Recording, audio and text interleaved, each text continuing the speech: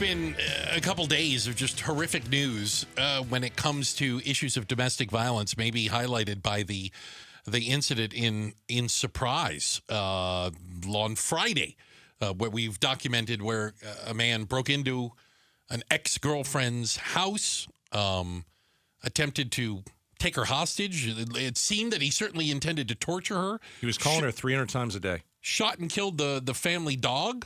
Shot a 7-month-old baby. His baby. His son, who thankfully is recovering, still in ICU at PCH, but recovering.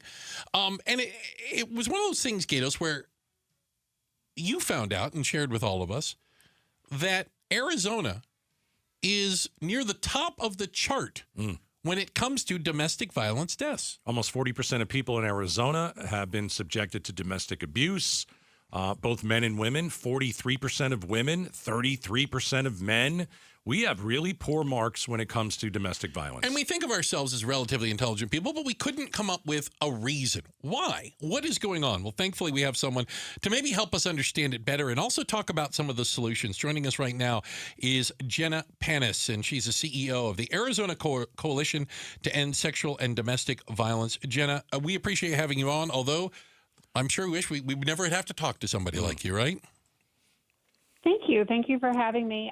Yes, this is the worst part of my job, is always getting the calls when someone has lost their life and talking about, hopefully, solutions for those that are left behind. Can you help us understand, is there anything, I'm going to use the term unique, about Arizona that makes our numbers so high? Is there... We're top 5. Yeah. I cannot figure out specifically where that comes from. So we share a lot with the other states that are in kind of the top of the ranking. And first is access to firearms.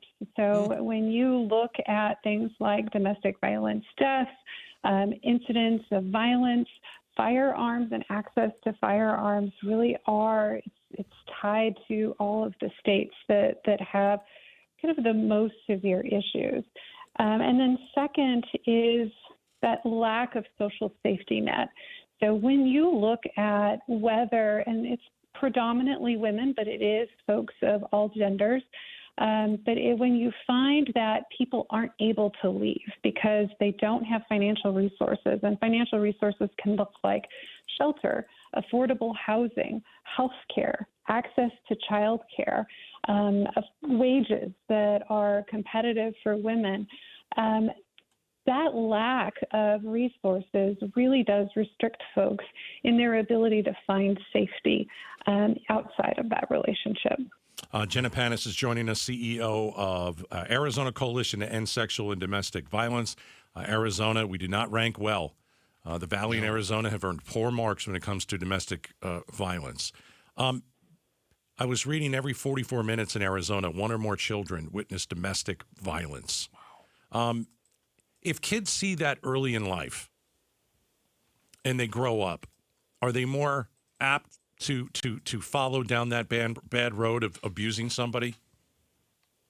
I think that's a misnomer. Certainly witnessing violence in the home is what we call an adverse childhood experience, and that will result in, can result in a host of other issues, whether that is lifetime medical issues, whether that is trauma that's experienced by the adult, and then it can indeed result in repeating that pattern of victimization in future relationships.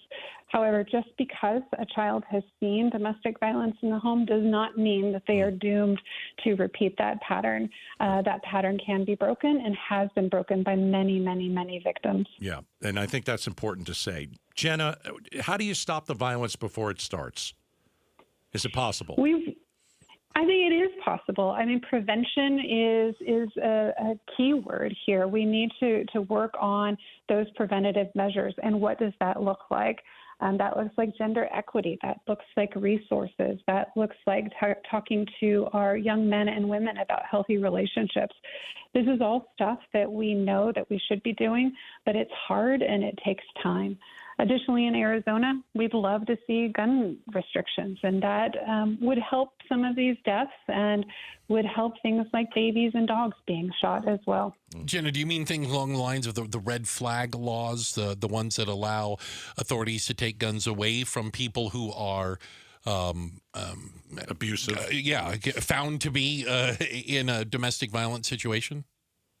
Absolutely. So we in Arizona do have rules stating that if you have a felony conviction, you can't have firearms.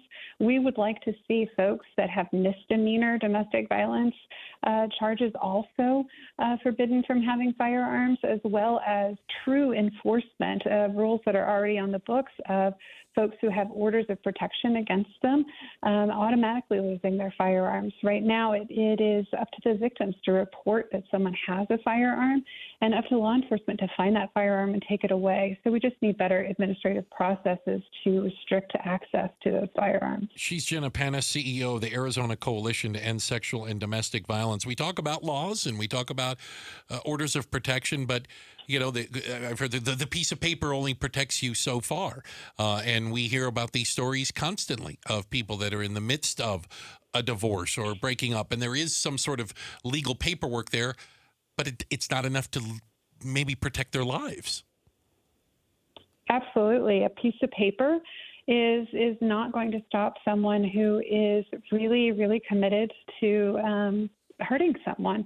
And unfortunately, law enforcement can't be there all the time, and we leave victims alone to have to deal with these situations by themselves.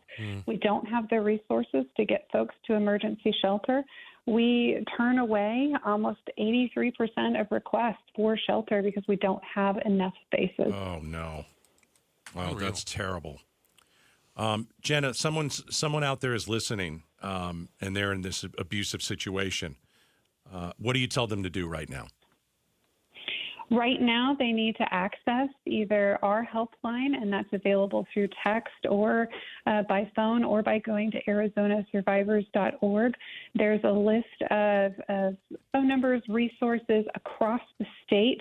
You can search by map, but reaching out, whether that is to a third party like our helpline or to law enforcement or to just a trusted loved one, and let them know what's going on and start safety planning for your future. We're going to put that out on all of our social media channels right now. Anybody that's looking for that, again, arizonasurvivors.org is the clearinghouse. It's the page, I'm looking at it right now, that has all those resources on it. Jenna, we appreciate your time today and hope that there's less and less need to talk to you in the future.